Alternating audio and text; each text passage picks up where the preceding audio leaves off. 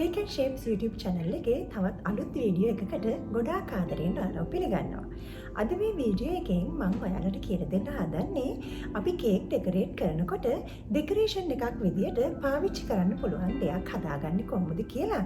ඉතින් මේ වගේ ලූප් බෝ එකක් හදාගන්න විදිය තමයි අද මම ඔයාලට කියලා දෙන්නේ. ඉතින් ගොඩාක් ලේසියෙන් මේ බෝ එක හදාගන්න පුළුවන්. ඔයාලා දැකලා ඇති අපි ඩෙකරේට් කරන කේක්ස් වල සමහරක් වෙලාවට මේ වගේ ලස්සන බෝ එකක් උඩින් තියලා තියෙනවා. ඉතින් ගොඩාක් ලේසියෙන් මේ බෝ එක හදාගන්න පුළුවන්.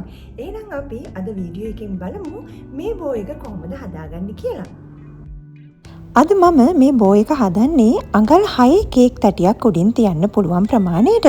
ඉතින් අඟල් 6 කේක් තැටියක් උඩින් තිබ්බාම මෙන්න මේ විදියට තමයි බෝ එක පේන්න තියෙන්නේ. ඉතින් ඔයාලට ඕන නම් අඟල් 7 තැටියක්, අඟල් 8 තැටියක් උඩින් වුණත් මේ සයිස් එකේ බෝ එකක් තියාගන්න පුළුවන්. ඔයාලා අඟල් 5, ඒ කියන්නේ ග්‍රෑම් 250 කේක් එකක් උඩින් තියනවා නම් මේ ලූප් එකේ දිග ටිකක් අඩු කරලා හදාගන්න පුළුවන්. අද මම එක කලර් එකක් භාවිතා කරලා තමයි මේ බෝ එක හදාගන්නේ. ඉතින් ඔයාලගේ කේක් ඩිසයින් එක අනුව ඔයාට කලර්ස් කීපයක් උනත් භාවිතා කරලා මේ විදියට බෝ එක හදාගන්න පුළුවන්. එහෙනම් ඉතින් අපි වීඩියෝ එකට ගිහිල්ලා බලමු මේ විදියට ලූප් බෝ එකක් හදාගන්නේ කොහොමද කියලා. මුලින්ම මට අවශ්‍ය පාටින් ටයිලෝ සෙට් කරපු ෆොන්ඩන්ට් කෑල්ලක් අරගෙන මේ විදියට මම හොඳින් තුනී කරගන්නවා. හැබැයි ඉතින් මේ ෆොන්ඩන්ට් කෑල්ල ගොඩාක් තුනී වෙන්නත් බෑ, ගොඩාක් මහත් වෙන්නත් බෑ. මේ වගේ සයිස් එකකට තමයි අපි ෆොන්ඩන්ට් එක තුනී කරගන්න ඕනේ. දැන් මේකෙන් මම පටි කෑල්ලක් කපා ගන්නවා. අද මේ බෝ එක මන් තියන්න යන්නේ අඟල් 6ක් පළල කේක් එකක් උඩින්. ඒක නිසා අඟල් 5ක් දිග සෙන්ටිමීටර 1.5ක් පළල පටි කෑල්ලක් තමයි මම කපා ගන්නේ. ඔයා භාවිතා කරන කේක් එකේ පළලින් අඟලක් අඩු කරලා ඔයාට මේ පටියේ දිග ගන්න පුළුවන්. ඒ වගේම පටියේ පළල ඔයාට කැමති ප්‍රමාණයක් ගන්න පුළුවන්. සාමාන්‍යයෙන් මේ සයිස් එක තමයි මේ බෝ එක හදාගන්න ලොකුම ප්‍රමාණය. ඉතින් මීට වඩා කුඩාවට උනත් ඔයාලට හදාගන්න පුළුවන්. දැන් මේ විදියට මම පටි කීපයක් කපා ගත්තා. ඊට පස්සේ එඩිබල් ග්ලූ හරි වතුර හරි භාවිතා කරලා මේ පටි තුනේ කොන්වල මේ විදියට ග්ලූ එක ගාගන්න. ඉතින් එඩිබල් ග්ලූ එක හදන ලින්ක් එක මම ඩිස්ක්‍රිප්ෂන් බොක්ස් එකේ දාන්නම් ඔයාලට බලා ගන්න. ඊට පස්සේ මේ වගේ ටූත් පික් එකක් අරගෙන දෙකට මැදින් කඩලා එක කොනක මේ විදියට හයි කරගන්න. ඊට පස්සේ අනිත් කොන අරගෙන ටූත් පික් එක තියෙන කොනින් මේ විදියට නවලා හොඳින් නලව ගන්න. මේ විදියට තමයි ඔයාලා ලූප් එක හදාගන්න ඕනේ. දැන් මට මේ වගේ ලූප් 45ක් 50ක් විතර අවශ්‍ය වෙනවා. ඉතින් ඔයාලා කේක් එක ඩෙකරේට් කරන්න දවස් 2කට විතර කලින් මේ ලූප් ටික හදාගෙන තියාගන්න ඕනේ. ඒ මොකද අපි බෝ එක සෙට් කරන්න කලින් මේ ලූප් ටික හොඳින් හයි වෙලා තියෙන්න ඕනේ. හොඳින් හයි වෙලා තිබුණොත් තමයි අපිට ලේසියෙන්ම ලූප් ටික භාවිතා කරලා බෝ එක හදාගන්න පුළුවන් වෙන්නේ. ඉතින් මේ වගේ මම ලූප්ස් 45ක් 50ක් විතර හදාගත්තා. මේ වගේ ලූප්ස් 40ක් 45ක් වගේ ප්‍රමාණයක් තමයි අපිට සම්පූර්ණ බෝ එක හදන්න අවශ්‍ය වෙන්නේ. ඉතින් මම වැඩිපුර ලූප්ස් කීපයක් හදාගත්තා. මොකද බෝ එක හයි කරද්දී සමහරක් වෙලාවට ලූප්ස් කැඩෙන්න පුළුවන්. බෝ එක හදන්න දවසකට කලින් තමයි මම මේ ලූප්ස් ටික හදාගත්තේ. ඉතින් දවස් 2-3කට කලින් හදාගෙන තියාගත්තත් ගැටලුවක් නැහැ. මොකද ටයිලෝ සෙට් කරත් සමහරක් අය ඉන්න ප්‍රදේශවල දේශගුණය අනුව වේලෙන්න ටිකක් කල් යනවා. ඒක නිසා දවස් 2-3කට කලින් මේ ලූප්ස් ටික හදාගෙන තිබ්බත් ගැටලුවක් නැහැ. එහෙනම් අපි දැන් බලමු මේ ලූප්ස් ටික එකතු කරලා බෝ එක හදාගන්නේ කොහොමද කියලා. ඒ සඳහා මට අවශ්‍ය වෙනවා ටයිලෝස් ඇඩ් කරපු මේ වගේ ෆොන්ඩන්ට් බෝලයක්. ඉතින් මෙතන ග්‍රෑම් 60ක් විතර තියෙනවා. ඔයා ලූප්ස් හදපු කලර් එකෙන්මයි මේ බෝලියත් ගන්න ඕනේ. දැන් මම අල්ල භාවිතා කරලා මේ වගේ පොඩි බෝතලයක් විදියට මම මේක හදාගන්නවා. මේක තමයි අපේ බෝ එකේ බේස් එක වෙන්නේ. මේකට තමයි අපි ලූප්ස් ටික එකතු කරන්නේ. උස අඟල් 1.5ක් විතර වෙන සයිස් එකට ඔයා මේ බෝලය හදාගන්න ඕනේ.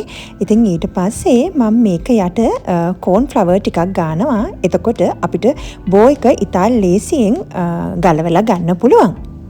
ඒත් එක්කම මට මේ වගේ ටිෂු කෑලි කීපයක් අවශ්‍ය වෙනවා. ඉතින් මේ විදියට ටිෂු කෑලි කීපයකුත් මම ලෑස්ති කරලා තියාගන්නවා.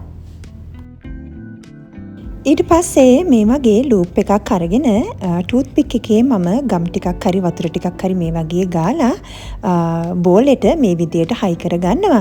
ඉතින් මේ වගේ සම්පූර්ණ වටයක් යනකම්ම ලූප්ස් ටික ඔයා එකතු කරගන්න ඕනේ. ඉතින් මේ විදියට ළඟින් හැම ලූප් එකක්ම ගහගන්න ඕනේ. මේ වගේ සම්පූර්ණම වටය කවර් කරන්න මට ලූප්ස් 10ක් විතර ගියා.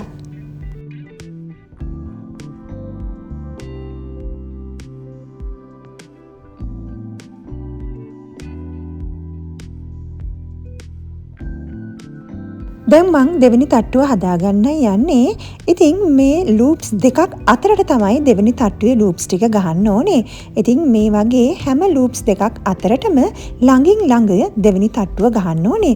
ඉතින් දෙවෙනි තට්ටුවේ ලූප්ස් බේස් එකට ටිකක් හයි වෙනකන් මේ වගේ ටිෂු එකක් අපි ආධාරකයක් විදියට පල්ලෙහාන් තියාගන්න ඕනේ. මේ වගේ මම හැම ලූප් එකක්ම ළඟින් ගහගන්නවා.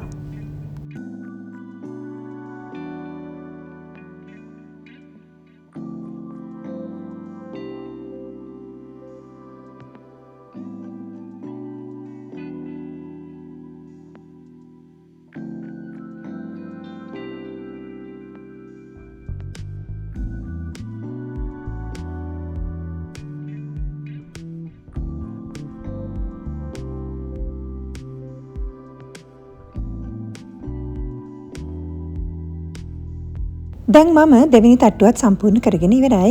ඉතින් ඉතුරු ලූප්ස් භාවිතා කරලා හිඩස් තියෙන තැන් හැම එකක්ම මේ විදියට සම්පූර්ණ කරගන්න.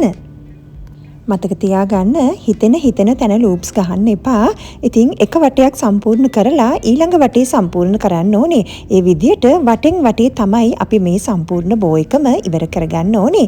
එහෙම නැත්නම් තැනින් තැන හිඩස් තියෙන්න පුළුවන්.